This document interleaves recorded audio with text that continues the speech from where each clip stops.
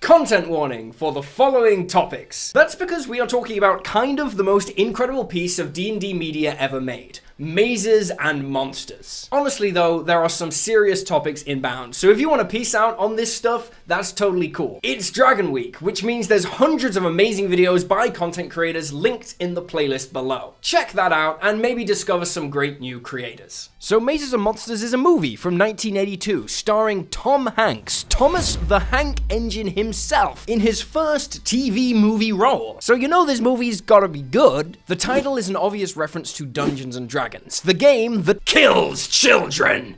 Oh, sorry, no, we're not at that part yet, sorry. The movie starts as we chase down a whirring siren and pull up to a crime scene. The police are fending off questions regarding a missing student. Look, we heard a game of mazes and monsters got a little out of hand over at the university. 15 seconds, bud. It's kind of a psychodrama, you might say. But in this case, there might be a loss of distinction between reality and fantasy, and possibly the loss of life in the process. Rewind 6 months and we're introduced to our 3 supporting characters, JJ, Kate, and Daniel, all on their way to college. They meet up after the semester break and immediately Kate asks JJ about finding a 4th player for their game. Do we have a 4th player? So JJ puts up a sign on a notice board advertising a spot for their Mazes and Monsters campaign. Just as our protagonist shows up, Robbie is being transferred to this new college after being kicked out of the old one for playing Mazes and Monsters. Yeah, he was expelled for that. And promise me you won't play that awful game anymore. Promise me. Okay, I promise.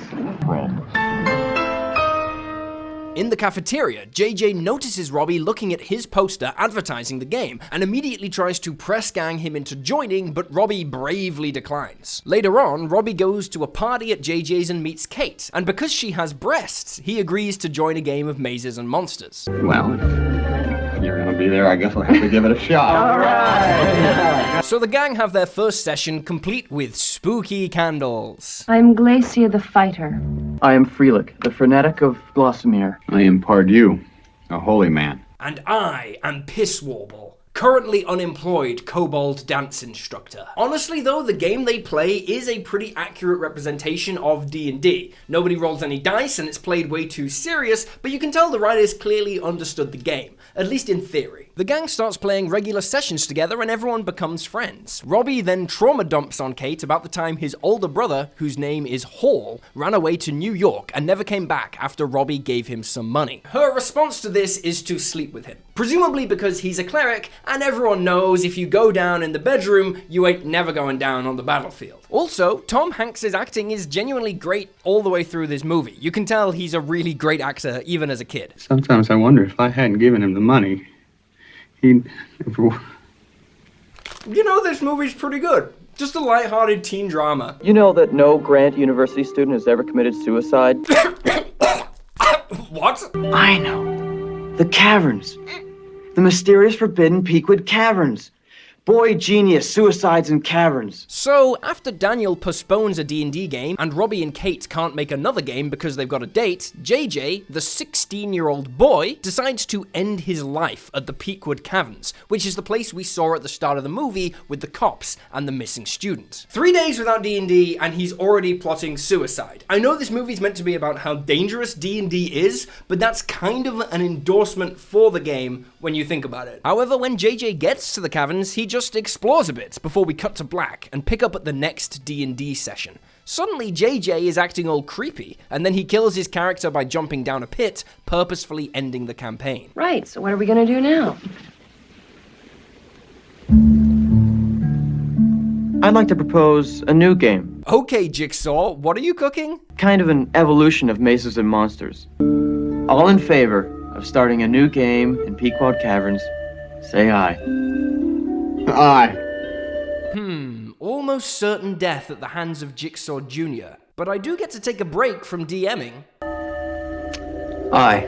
Hey, dude, have you seen those Dune movies? Oh, dude, I love Dune. Nice, 'cause Dune your mom.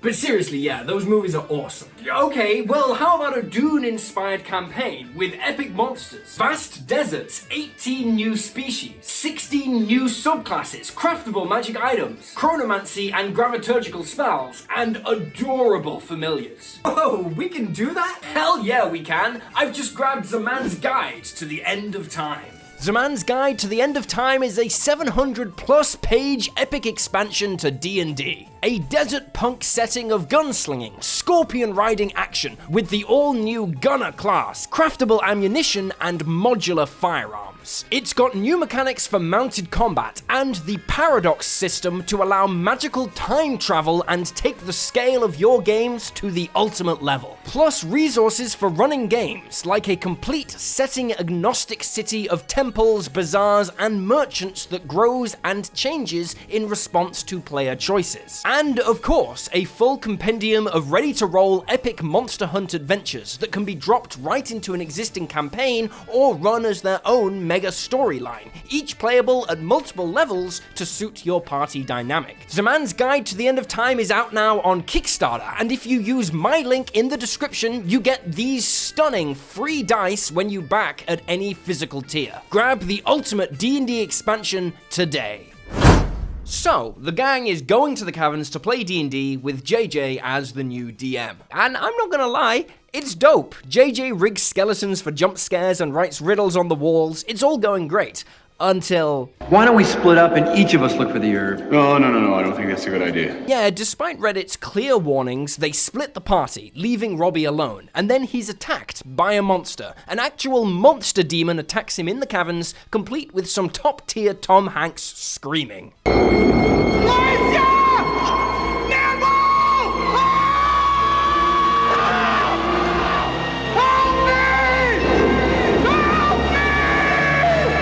When the others reach him, there's no demon anymore, just Robbie standing there with his sword. All the rest think he's just role-playing his little heart out and decide to end the session there, and we get the most dramatic dolly zoom in the movie. The most frightening monsters are the ones that exist in our minds. I don't know, lady. I just killed a literal demon back there. That night, Robbie has a vision of a being called the Great Hall, who tells him what he needs to do to level up in D&D. To attain the highest level, you must be holy in all your life. You must be pious, humble, celibate. The holy man must walk alone. No! So because a ghost in his dream told him to, Robbie breaks it off with Kate. Spell slots before thoughts. I'm sorry, it's just the rule. Honestly, she takes it well. If my girlfriend took a train and 2 buses to arrive at my place just to get dumped without breakup sex, I'm pretty sure I'd get a plate thrown at my head. In the literal next scene of the movie, Kate starts getting together with Daniel instead. You'd think Robbie would care about his 2 friends hooking up immediately after he broke up with Kate, but not at all. He's busy getting more and more visions and more into character, culminating in a Halloween party. Look at all these idiots, getting drunk and having sex and forming friendships and memories that'll last a lifetime. They have no idea that I'm a level 10 cleric in Dungeons and Dragons. So after stalking around the party for a while, ignoring everyone, Robbie leaves. Then he sneaks out of college in the dead of night after receiving a final vision telling him to seek the 2 towers and join the Great Hall. The rest of the gang discover he's missing the next day and start freaking out. Do you think Robbie was involved with another game?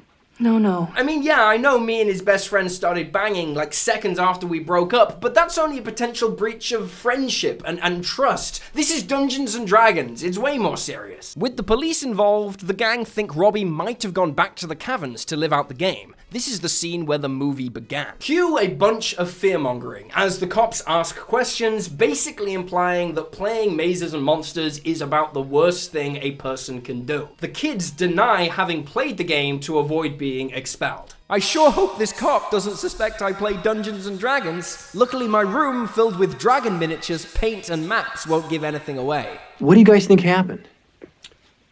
One of the players Robbie played with got carried away and killed him. Well, that's kind of far out. Mazes and Monsters is a far-out game.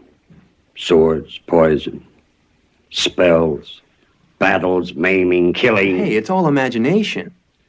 Is it? Yeah, Daniel. Is it? How do you know Fart Knuckle the Goblin isn't real? The police search the caverns and find nothing, and that's when we pick up with Robbie. He's not in the caverns at all. He's in New York. Yep, I know the plot is stupid. We will get to the plot at the end. At this point, Robbie has been fully taken over by his TTRPG personality, believing him to be Bordeaux, the cleric. When two muggers attempt to jump him, he sees them as monsters and stabs one to death. The shock of the killing returns his true personality, who has no memory of what happened, and he calls Kate for help. Robbie? Kate, I'm in New York. New York? Robbie, are you all right? What happened? I think I killed somebody. I know I killed somebody. The gang arrive in New York the next day at the place they told Robbie to wait at, but he isn't there. Maybe you should have gone straight away, guys. Maybe you should have gone straight away. Robbie's now back in his cleric persona, chilling with a homeless man in the sewers beneath the New York subway. He also thinks the sound of the subway above them is a dragon. Dragon Week! I mentioned a dragon, this counts for Dragon Week. Robbie thinks the homeless man is the King of France and asks him where the Great Hall is, but the guy doesn't know. He asks where the two towers are, and the guy's like, oh, dude, I got you. I totally know where they are. So yeah, Robbie makes his way to the World Trade Center, as the gang realize that's where he's going based on the map they found in his room after he went missing. This might sound really strange, but to someone who isn't American and who was a baby when 9/11 happens, this whole scene is weird. All these scenes building up to an incoming tragedy at the World Trade Center just give this movie another peculiar layer. So it's weird. It's a weird quality. Robbie is going to jump from the top of the Twin Towers, believing he'll be united with the Great Hall after leaping, who he believes is his brother. Luckily, the crew reach him just in time and stop him by role-playing, convincing his character that it's a trap. He snaps out of the fantasy one last time, and they hug it out. Fast forward 3 months, and the gang are visiting Robbie at his home for the first time since the incident, after he's been going through therapy. They all say hello, but plot twist, Robbie's gone, and he's fully in cleric mode. This time, they can't snap him out of it, so the film ends with them role-playing with Bordeaux the cleric one last time. Robbie is gone forever, lost to the fantasy world of TTRPGs. And that's the movie, and there's a few things to talk about. First of all, this is intended as anti-TTRPG propaganda. It's based on a book of the same name that came out 1 year before, which in turn is based on a teen who vanished in 1979. James Dallas Egbert III wrote a suicide note and vanished from Michigan State University. The investigation drew national attention after it came out that James played Dungeons and Dragons. He was also a child prodigy, going to university at just 16, like JJ in the movie. James, JJ, the parallel is pretty obvious. James was actually found alive in 1979, but tragically took his own life in 1980. The media attributed his disappearance to his playing Dungeons and Dragons, despite James having a history of depression, loneliness, parental pressure, drug addiction, and difficulty coming to terms with his sexuality. For what it's worth, which isn't much now, but the way the media hyped up the death of this kid is gross. I got genuinely angry reading this stuff. This kid needed help, not vultures. So with that in mind, isn't it really dark that they make the 16-year-old kid go off to attempt suicide in this movie? And it's not treated with respect either. It's just used as a red herring. JJ is acting all creepy about mazes and monsters. It feels like he's setting up some sort of death trap situation and he's gonna trap them all in the caves, or something like that. But actually, his suicidal thoughts don't have any weight given to them at all, and the entire cave subplot is completely pointless. Like, the caves don't actually add anything to the story aside from being a location for Robbie to have his first breakdown. The opening scene is another red herring. It's just a random scene from the middle of the movie where the cops are looking for Robbie, who's not even there. And because of its narrative failures, despite trying to make TTRPGs seem dangerous, it actually shows off their value. Here's a group of kids who all have challenging issues with their parents and their mental health. Daniel, this is a very competitive world, and you're going to have to live in it now. Not later, but now. Well, may I remind you, whether you like it or not, we are still a family. I hate it when you drink. A drink to get through the day. However, they get together and bond through a game. 3 of them even fall in love as a result across the film, and the sense of friendship is what stops JJ from killing himself, because it's his idea to run the game at the caverns that keeps him going. The whole Robbie losing control because of mazes and monsters also doesn't work. Robbie is clearly undergoing a series of dissociative fugue states. Yeah, he's seeing monsters and losing his memory, he kills someone and comes incredibly close to killing himself, but the film fails to make any convincing case that it's the game's fault. The adults in the movie keep telling us that mazes and monsters is dangerous, but the narrative makes it very clear that Robbie is traumatized by his brother's disappearance and feels guilty because he gave him the money that allowed him to run away. Also, can we talk about JJ's hats? In every scene, he's wearing a weird hat. It's very clearly meant to be noticed. There's one scene in the middle of the movie where he isn't wearing one, then bam! Back to the hats. And then at the end, he's not wearing one either, and I feel like it's got to mean something. There's got to be some symbolism I'm missing, because the hats are really weird. The first proper scene of this movie opens with JJ in a weird hat. I was thinking, hey, what's with the hats? Where is the hat subplot going? If you have any theories about the hats, please leave a comment down below with what they mean. Despite these complaints though, the movie is alright. Yeah, the plot meanders too much, and obviously the message behind it is dumb, but there's some good acting, and the characters are likable, and there's some pretty funny jokes. Genuinely, this is the best D&D movie we have, aside from the one from 2023. For 40 years, this was the best film in the catalogue, although granted, it was up against crap like this. Oh, look. I've got you. My idea for this video was to review every Dungeons & Dragons movie and rank them based on how accurate the dragons were, as a fun video for Dragon Week. But I got 25 minutes into this first movie and I was like, no. Throw out the plan, we've got to talk about this. Mazes and Monsters is part of a wave of anti-TTRPG propaganda that swept America through the 80s and 90s. It's a fascinating cultural relic in our community, not to mention one of Tom Hanks' first movies, so I was surprised that I had never heard of it. Seriously, you should watch this movie. It's free on YouTube. I'll link it down below. It is an interesting watch for anyone who plays TTRPGs. If you want to watch actual D&D content though, check out that Dragon Week playlist. Also, if you've got $2 that you can spare, donate them to Mental Health America to support people who are going through real stuff with real help, not fear-mongering about TTRPGs. And yeah, that's all I've got. Let me know what you think of the movie, and remember to check out the D&D Shorts Patreon to support the channel and get epic D&D content. Check out the Dragon Week playlist, and I'll see you next time.